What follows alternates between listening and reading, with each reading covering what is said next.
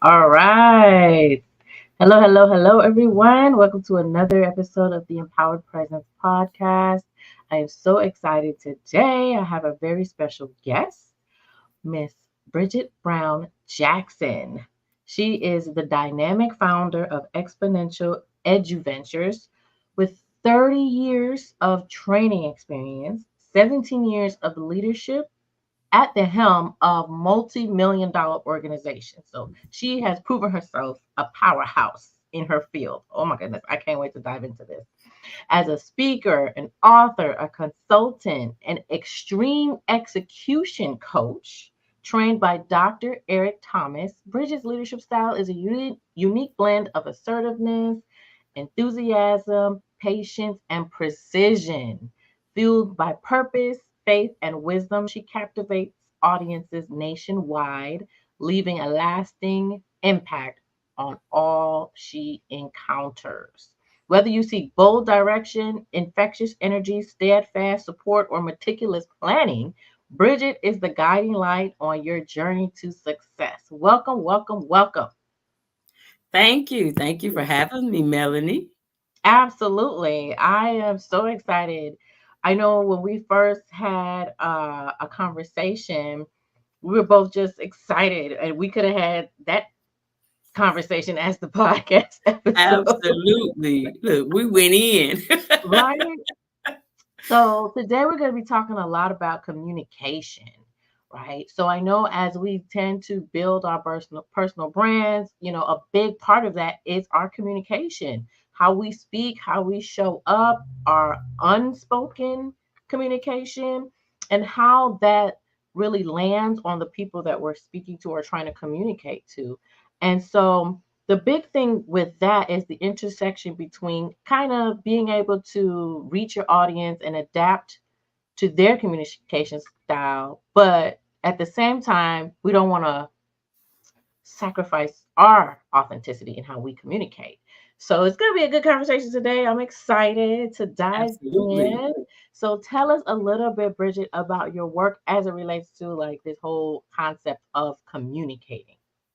Thank you, Melanie. I love it. Thank you, first of all, for having me. Every time I get an opportunity to speak, I always want to, honor that person that gave me that opportunity, and then honor, my God that gave me that opportunity, because I was born to be able to do this. I tell people all the time. I think I was born with a speaker in my mouth.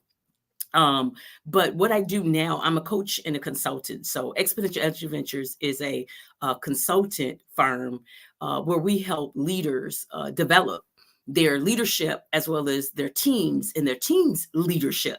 Because even if you have a leadership role, if you have a ... behind your name or whatever it is, everybody has the ability to be able to self-lead, and everybody must then have the ability to be able to communicate. And it even goes deeper, because I teach people it's just not about communication, it's about comprehension. I love Stephen Covey. He was probably the first guru that I studied when I was a teacher. So I started off in the world of education. I was a teacher, then a principal, and now I'm a full-time entrepreneur, again, with my own firm. And one of the things that struck me, that grabbed me early on in my career was, again, Stephen Covey and his 7 Habits of Highly Effective People. One of the things that we have to understand is we need to seek to understand before we are understood. But you can only do that if you know how to communicate with other people and you understand that common language that we have. And so one of the things that I do right now is I'm a certified, what I call a DISC instructor, but of course I call the one that I deliver and do the flight assessment. So we're going to get into that and talk about that a little bit later, because everybody can relate to the flight experience. Well, almost everybody. I've only met a handful of people that said they've never flown a plane, not flown a plane, but been on a plane. So very, very important with that. Awesome. Love that. I find it interesting. You just said you were a teacher. My past two guests were also past teachers, and they all had similar stories about needing to get out of the classroom. I think that's a different topic for another day, but I just wanted to highlight that because I find it interesting that I'm running into a lot of past teachers and educators. All right, so it's Teacher Appreciation Week, so it is. Yeah, I gotta get some stuff together for my kids to take. They've been bugging me all weekend. I'm like, I'll get to it. But anyway, all right. So I want to know from you, what is it that you feel is one of the most important ways to understand who you're talking to, so that you make sure your message is conveyed and understood by them?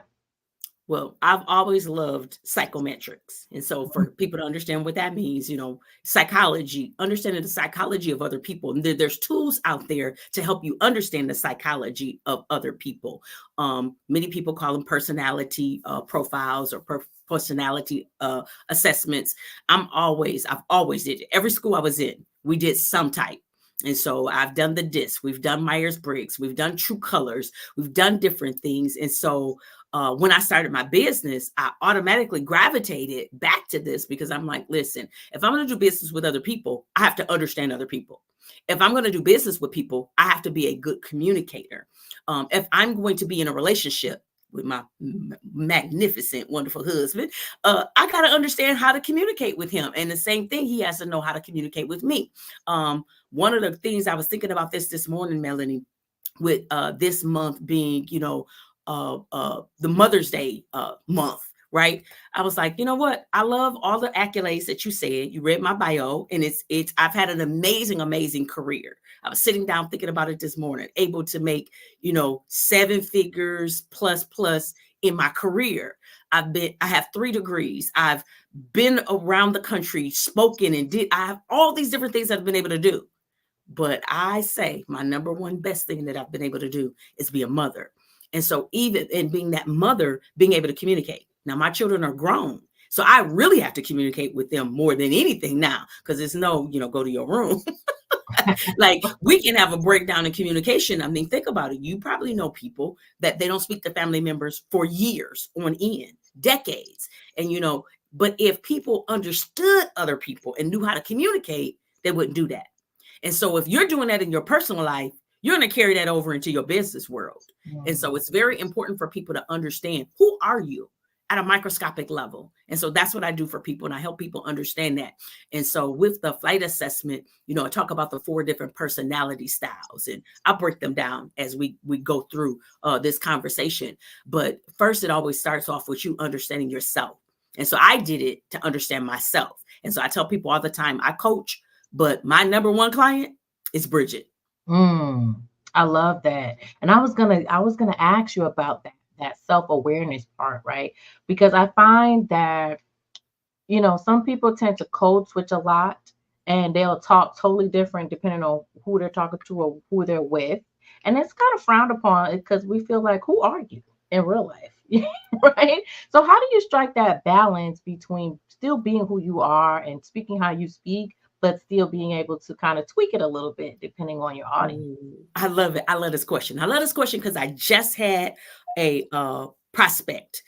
She didn't become my client, but I was able to really open up her eyes. So I'm waiting. She's coming soon. But I was really able to give her some awareness. And so let me break down first. I'm going to come back to your question, because I call it, you got to be authentic. So right. 2 of the things that I show people what to do is, 1, be very self-aware. And when you're self-aware, then you can be truly authentic to who you are. And in that authenticity, again, you got to kind of know, who are you? You've probably been, some people have been with themselves for years, like I had been, but I understand myself at such a deep level now, Melanie. Like I can understand the things that try to trigger me because I understand what my strengths are. I understand what my limitations are and how they're infused in there. So the 4 different personality styles, and I'm gonna do the DISC because most people know the DISC, so they know the D, the I, the S, and the C. But again, I call our assessment that we do, we call it the flight assessment. And I say our, it's not mine. It belongs to Dr. Eric Thomas, but I'm one of the coaches in the community, so it's mine too. I don't believe in being in anything that you don't feel like you're a part of it. And so he came up with an assessment that talks about 4 different, basically, characters: the flight attendant, the grounds crew, the air traffic control, and the pilot. If you think about that, all 4 when you go into an airport. You know what the role of the flight attendant is. You know what they're going to do. You know what the role of the grounds crew is. You know what the role of the air traffic control is. You know what the role of the pilot is. They all have specific roles, and they have to be authentic them. The air traffic controller is definitely not trying to jump in that cockpit and drive that plane. The air traffic control job is to look at big picture, everything, and then go down to the minute, get into the grass, the blades of grass about things. Because again, we don't want any air traffic accidents, right? And so they have to do that. And so the flight attendant, if you notice, when you get on that plane, that flight attendant is all about serving people.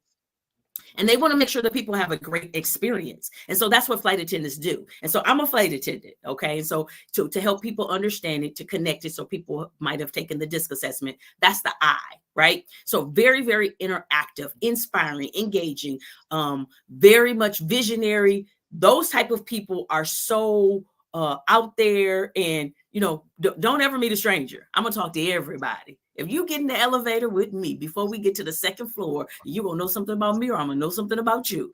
I'm just outgoing, right? Very gregarious, very charismatic. And so that's the flight attendant. That grounds crew type person is going to be people oriented too. But if you think about where you see the grounds crew, you see them outside of the plane, or you see them helping people board and get onto the plane. They're more servers, they're helpers, they're supporters. I call them the Martin Luther Kings of the world. Martin Luther King, we think that some people probably would think that he was more flight attendant type style, but he wasn't. If you looked at him, he loved helping behind the scenes. Now, he had a national voice, but he was a kumbaya type person. Grounds crew love harmony and stuff like that, right? And then you have your air traffic control. We don't see them. They're up in a tower somewhere. They're up in a whole different building. They're up in a different part of the airport that we don't come into contact with them. But they're very precise. They're very accurate. They're analyzers. They're making sure that everything is systematic and everything is on point. Air traffic controllers are like, we're going to measure twice because we're only going to cut once. They can't make mistakes. So they're very perfectionist minded, right?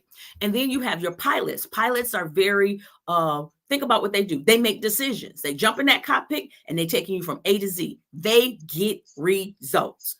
We might call them sometimes born leaders. And I want to talk about all 4 of those styles, because when I understand mine, I don't have to try to imitate somebody else. I can see the value in what I bring. Like I just explained that to you, right, Melanie? So all 4 of them bring something to the flight experience. So I just had a prospect, a client, about 2 weeks ago, and she's a ground. Got my report, and I didn't want to be a grounds crew. And I'm like, what? I said, let me tell you, Miss Kumbaya, let me tell you some famous grounds crew type personalities: Martin Luther King, Michael J. Fox, Michelle Obama. And when I said that, she went, oh, yes. You don't have to try to be somebody else. Be authentically who you are, because your gift nobody else can do. You are a natural born, loyal, faithful. Some people wish they had that trait, but it doesn't come natural. Versus, again, the pilot can make a decision just like that. Pilots are very risk-taking, right? And so they're like, oh, decision. I'm not going to sit on the fence. For me, I'm not extremely high pilot. I'm middle ground, but because of my training, I can go high. But my natural is to be about middle ground, right, with it. And so I'm kind of be on the fence. I can be very decision making, and then I can be very what we call considerate when you make a decision. So I think about people before I make a decision. That's good sometimes, but sometimes that's not, because I've missed opportunities. But I don't regret not being that way. I love my outgoing, inspiring, motivating personality, because when I meet people, they're like, oh, Bridget. I even have people to say, we need a Bridget in the room, because when I bring the room, I'm like, hey, you know. And so I just want people to understand, be authentically who you are. And then how you are is how you're going to communicate. Now, that could be a two-edged sword, because as I communicate, I have to be very self-aware. So for me, I am very extroverted. And so I can be too much sometimes for people. And so if I'm speaking, especially I've learned to do this in public speaking. If I'm in a crowd, if I have a crowd rather that I'm speaking to, and they're mostly introverts, then I have to tone down some. I still could be inspirational, but I don't have to move my hands. I don't have to do all of the stuff that I do that comes natural to me. I learned how to tone down, because communication is not about me getting my way. Communication is about me understanding other people too. Remember, I said communication is comprehension, not just using my mouth to speak, just talking. There's a whole vibe. And even with our body language, 90% of what we communicate is nonverbal. So I stopped for a minute. Go ahead. It's very interesting. I'm learning a lot. This is good. This is good. I guess for me, I wanted to go back to towards the beginning, and you mentioned it again in the latter parts of when you were speaking about you being so self-aware. And I think that is a big thing in our community, where we're just moving through life and reacting to things, and we're not taking a moment to sit down with, why am I feeling this way? Where did that come from? And that, kind of sparks the self-awareness piece. So talk to me a little bit about how you got so self-aware. What were some of the things that you did, or some of the steps that you took to make sure you knew who Bridget was? Well, again, I've always been curious. Psychology has just been a thing for me. Sociology has been a thing for me. I just love people. I love people watching. I love behavior, right? And so what I call myself now is a behavior wealth strategist. And so my goal is to teach people that there is wealth in your behavior. Your behavior can help you. Your behavior can hinder you. And sometimes that hindering literally can create you momentum to have a downfall in an area, or it also can prop you up, and so understanding that, again, you have to literally be self-aware. And so I've always been intrigued by learning, but it didn't always start that way. In my early 20s, I didn't know myself. I had some abuse as a child, had things that like even tampered my voice. I say I had a microphone in my mouth, as a kid, but at times I didn't, because I thought I needed to go within because of the fact of some things that was happening to me. But in my 20s, I had to get past all of that. And so my self-awareness, actually, my journey for self-awareness actually started one particular day. And I absolutely can tell you that day. I can tell you the day, I can tell you the time, I can tell you like where I was at. It was that much of an epiphany. And it came when I tried to unlife myself. And I was going through really, really, a lot of challenging things going through my head, just all kind of stuff, in a series of depression. And I'm glad we're having this conversation, with it being Mental Health Awareness, month.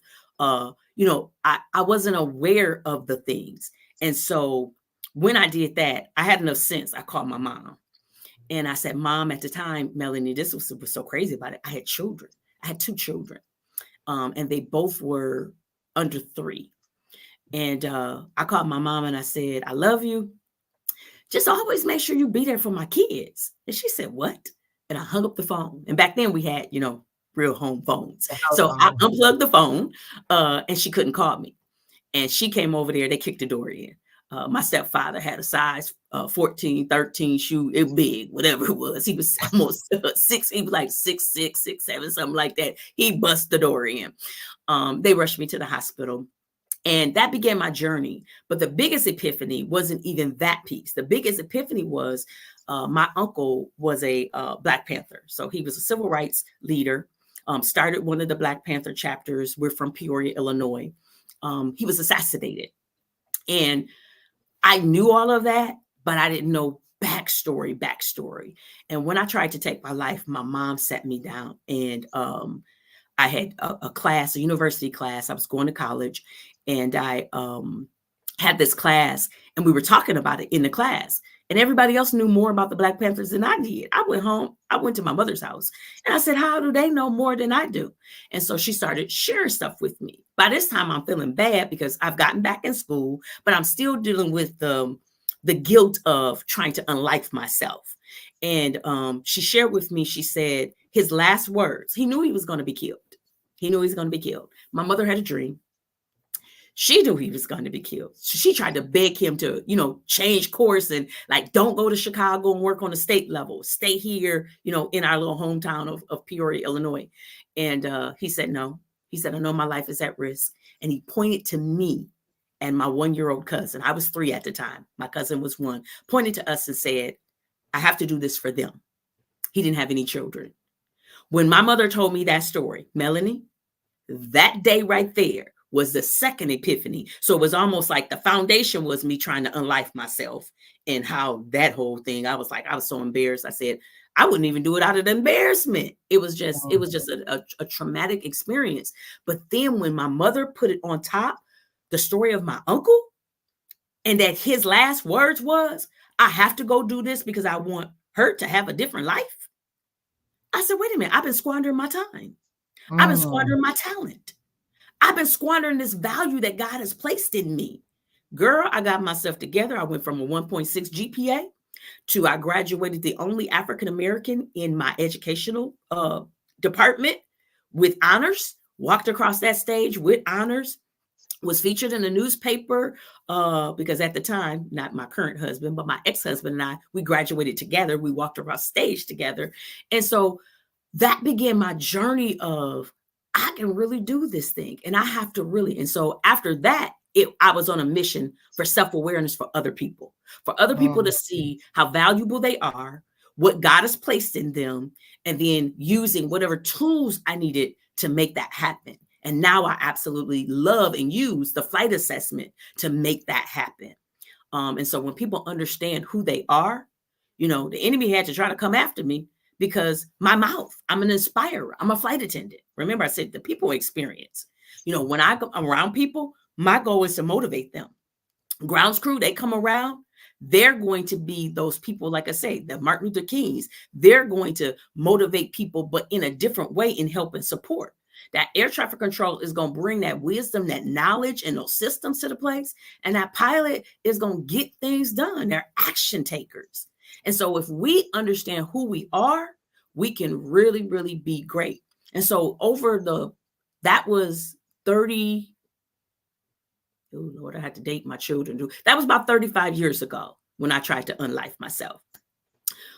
From that time to now, I've had many iterations, like the iPhone. Like, so what is 15 out now? Like, I got a whole bunch. I got 35 iterations of Bridget. And I'm always constantly still on a journey to learn more about myself. And I want people to be able to do that. When we learn ourselves, as I said, when we're our own coach, it's great for us to get other people, but nobody knows us like us. And when we're truthful and honest, going back to what I said about being authentic, when you can truly be authentic in the skin that you're in and accept your strengths and accept your limitations, but then work on trying to close the gap of those limitations. And see, a lot of people try to do it by fixing the limitation. Like, I'm going to work on my weakness. No, work on your strength.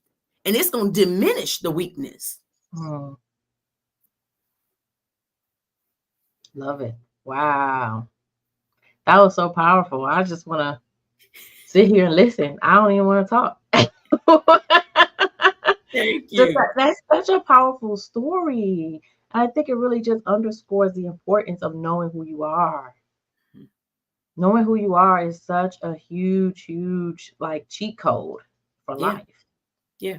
Yeah, that self-awareness is so deep, Melanie. The fact that even when I went into education, I would when I was a teacher, even I would walk up to parents and I would be spot on talking to parents about their children. And they were like, how do you know this? I said, I see it. because I saw what it was with me. And so the more aware that I got about myself, it even helped me again with awareness of other people. This was way before, again, I'm, technically coaching now. Like that foundation started, again, 30 something years ago. And when I even became a principal, being able to know myself so well helped me then again be able to understand my students that I serve and being able to spot that and talk to them. And one of the stories that I had, one young man, he was in the 8th grade, and he wanted to unlife himself.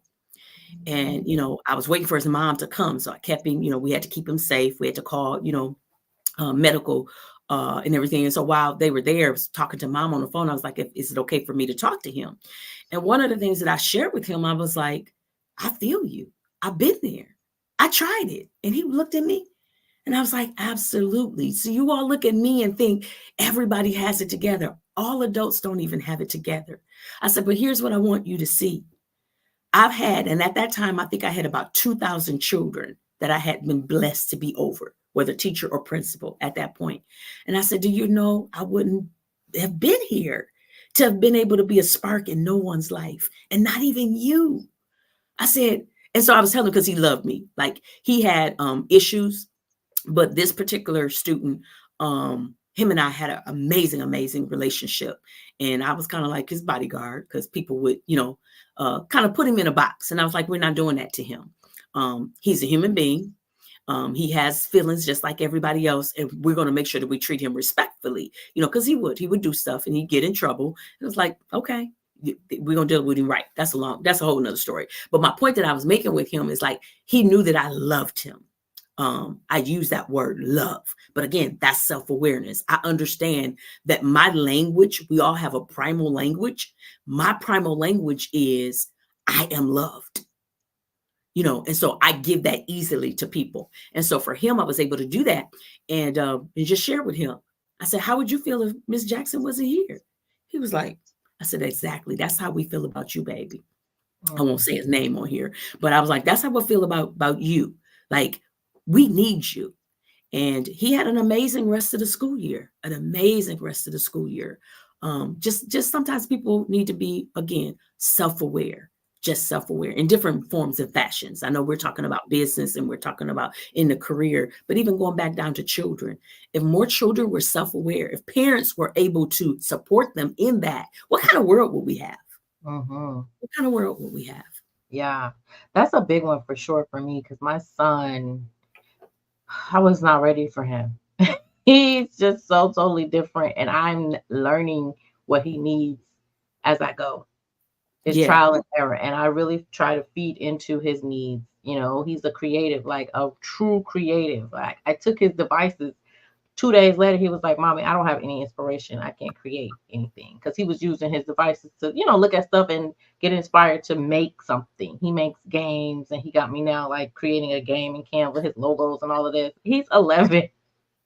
Wow. And so, like, knowing who he is, he's not strong at math, but he can analyze information. Mm-hmm. So just kind of knowing, all right, and understanding and honoring that, I'm not going to go hard on him because he got, the math problem wrong. And I'm emphasizing his strengths, like you said. He's artsy, he's creative, he makes games. His brain is on 100. And I'm like, I don't even understand what you're talking about. Absolutely. So I love that you brought that up. Yeah, definitely. Yeah, we have to encourage them, again, to be authentic and love who they are. And let me, since we're talking about that, let me go here right quick. So when I was a teacher, my first classroom, I had a 1st and 2nd grade classroom, and it was in the urban area. We're outside of Flint, Michigan, in a community called Beecher. So Beecher Bucks, if you're listening, hey. So we had kids in that classroom, and I had one particular parent that their child was rambunctious, got in trouble a lot. And when I first started, I really had the patience of Job. I still did. I didn't yell at kids. I didn't do all of that stuff. But as I got older, some of them like, Luke, stop. But I really had a lot of patience. And one of the things that I was telling this particular mom is, this child is headstrong. Don't take that away from them. Right. And see, even back then, I didn't know anything that year. That was my first year teaching. I knew nothing about the DISC assessment. But now, as I think about what I was telling her, I was talking about that D-type personality or that pilot. I'm like, leave him alone. Like, cultivating and move around it. He has to understand and know how to code switch, but don't take it from him. Allow him to have that awareness that I'm a leader. But right now, how I'm leading in my limitation and not in my strength. Because he'd start something up in the classroom and everybody else was following him.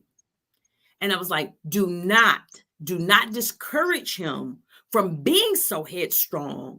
Just know how to maneuver it. And as adults, if we did the same thing, I quit a job one time, Melanie, because I had a boss that was truly headstrong. And I told her, I was like, you all don't even appreciate me. I quit. I literally quit. But before I quit, I had brought, and this was made me upset, and this is why I quit. I had brought the organization in $500,000 in 6 weeks. I'm gonna pause right there. I said what I said. Yes. I brought in myself. This school was a small school. I didn't have a big staff. Staff was turning over. When I got there, I think I was principal number 7. The school hadn't even been open 3 years. I was principal number 7. And so I'm a flight attendant. Again, I have that interactive personality. I'm extroverted. I rented an ice cream truck. I went out door to door. I drove my car some days. Some days I got an ice cream truck a couple of times, went out and knocked on the doors. The parents were so impressed, Melanie, that I was the principal. They were like, what? They were like, oh, we come to sign up. So I'm telling my boss this, and she's more air trafficy and pilot. So she wanted to see the numbers. She had to see the data.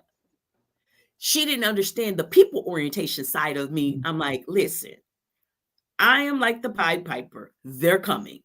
I promise you they're coming. So we had a little rift because she didn't believe me.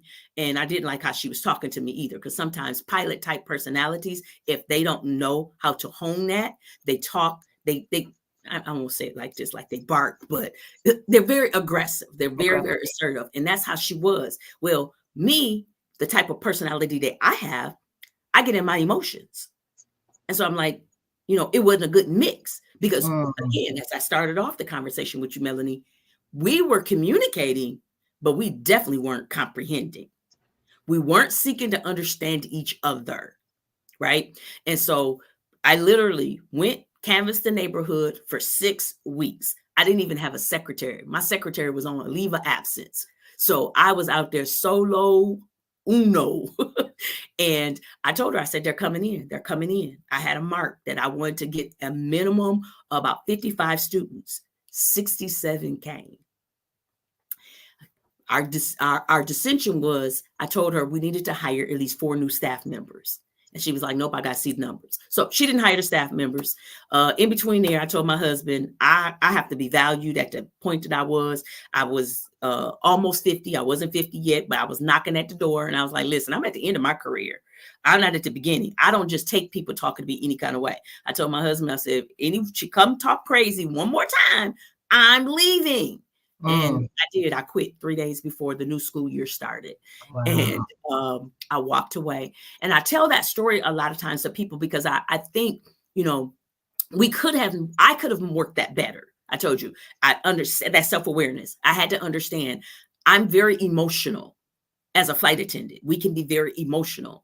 And so we have to learn how to get out of our emotions. And so that's where I'm at in my life right now. I understand that. I identify when that limitation tries to sneak up and I'm like, here you go. And then I have strategies for that. But I'm not that same Bridget that does that. So the Bridget now, I probably would have tried to have a mediation conversation. Listen, I need you just to value me. And the same thing with her. And then we could have worked it out because I feel like we really could have moved at school. So I don't know if she's still at the school, but I know they've had 3 more principals since I left there. Oh my gosh. And that was what, almost 9 years ago. So, we have to have this awareness. This awareness can be detrimental. Absolutely. Absolutely. Wow. Behavioral wealth, having behavioral wealth. you know? Yeah. Well, how did you get into this work? And then what exactly do you do with your clients? Like, who do you serve? Who do you help? Who do you support? Like, who would hire you and for what purpose? And then, like, how did you decide, you know what, this is what I'm going to do? Well, right now, again, I work with leaders and their leadership teams to help them develop, to grow. Because again, as a leader, when I was a leader, I struggled. When I first started, I let it tell on myself. My first school I was there for 5 years. By the time I left, about 90% of the staff had turned over. Now, at the beginning, it wasn't too bad because we needed, to make sure we shook the tree and people that really wanted to serve. My school was in Detroit. It was an urban school. And so we needed to have people that really cared about the children that we served. But I now, almost 20 years later, I can admit and say, well, Bridget, you were part of that problem too. It wasn't just, the staff.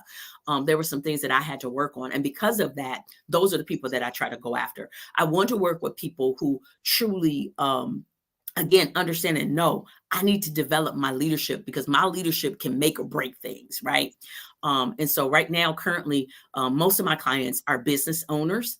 And so work with them to help them develop those teams so they can, again, increase profits. I go back to, again, behavioral wealth.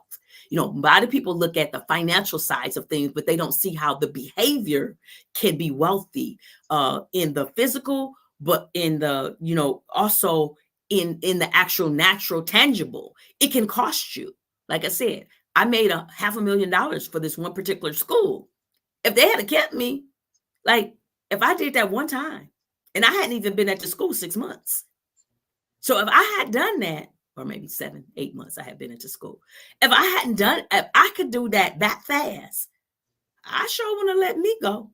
And so that's what I do right now. I work with people for them to understand and see. A lot of times, and I know you know this with working with people with doing, formerly what you were doing with resumes and working with people in the career field and everything, understanding, are you in the right place?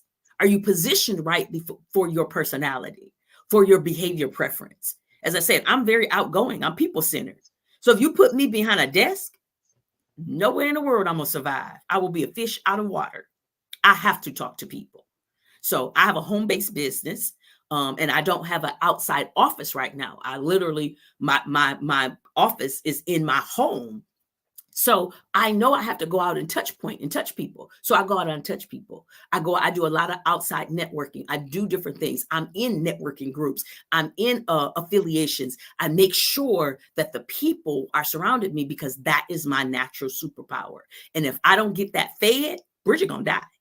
And so that's the same thing that I try to share with my clients. And those are the type of clients that I'm looking for, people that know they're struggling. One particular client that I had never managed other people, had a very successful high 6-figure business that she started just easily, boom, but had never managed people.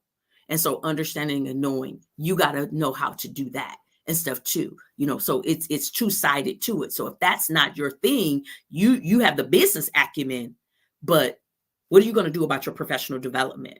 Even I talk to a lot of people, they don't even put the professional development as a line item in their budget because they don't see sometimes, not see the value, but they don't see the urgency of it. But like I just said, had my former boss been trained and the higher ups had have made sure that she did some things, Bridget probably would have still been there. Because like I said, they've had multiple principals since I left. I didn't leave because I wanted to leave education. God shook me and said, let's go. It's time for you to do your own thing. Because I cried. You asked my husband for 6 months. I went to pillow. I was like, no, God, I don't want to do this. I want to go back. And he has not allowed me to go back.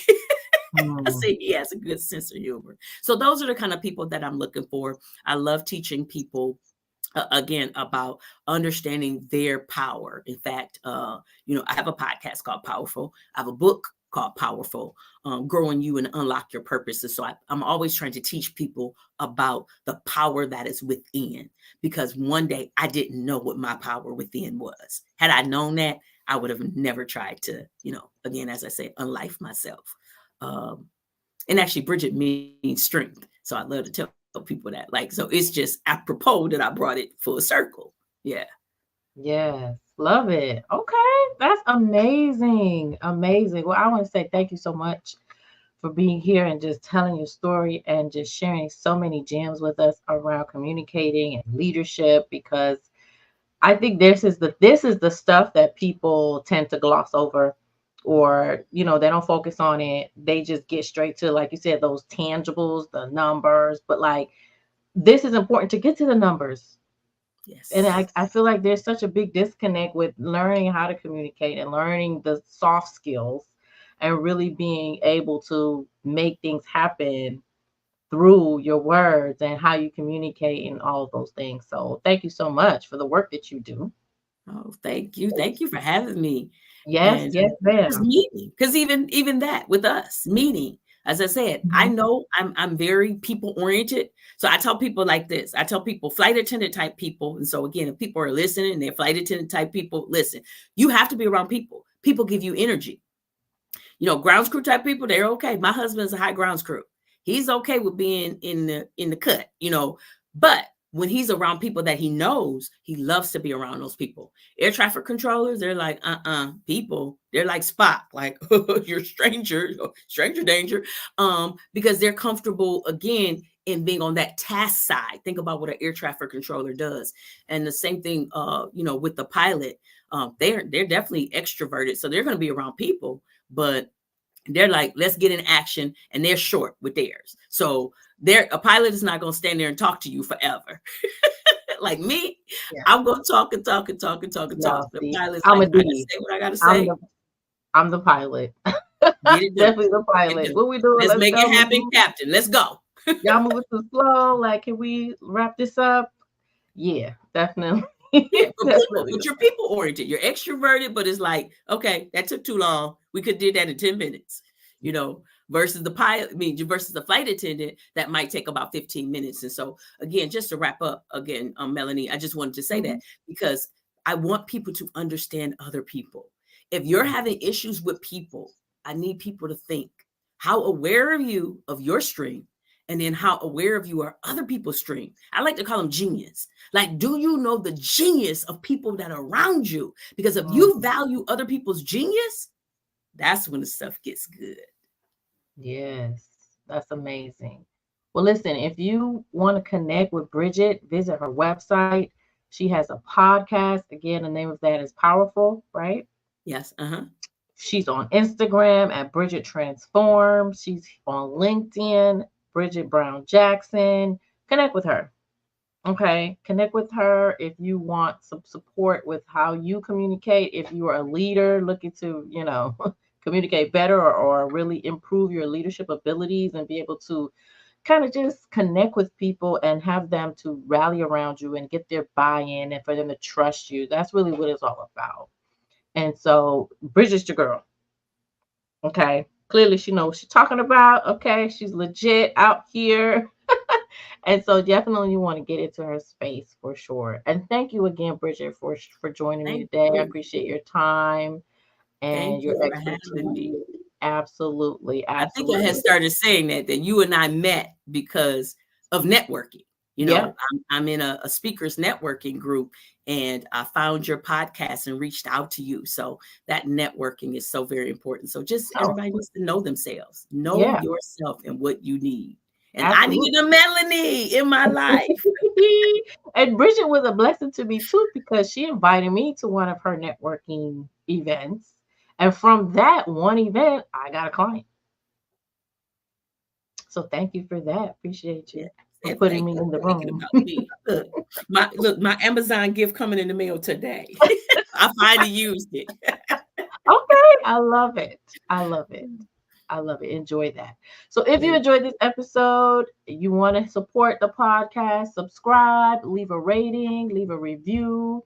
And remember, have an empowered presence. Empowered is just the authority or power to do something, and presence is the state of existing.